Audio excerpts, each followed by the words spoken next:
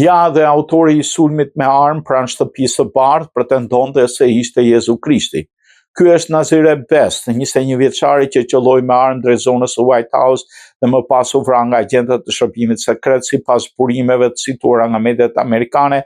Kishte histori të problemeve të shëndetit mendor dhe raste të ndryshme kishte bërë deklarata të pazakonta.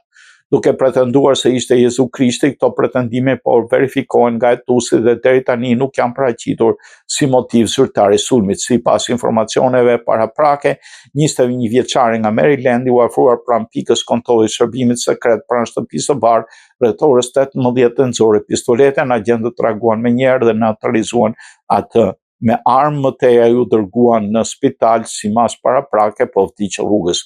Ai kishte pasur 2 ndërveprime me shërbimin sekret vitin e kaluar, duke hyrë edhe në zona të kufizuar. Në momentin e incidentit, presidenti ndodhej në shtëpinë e bardhë.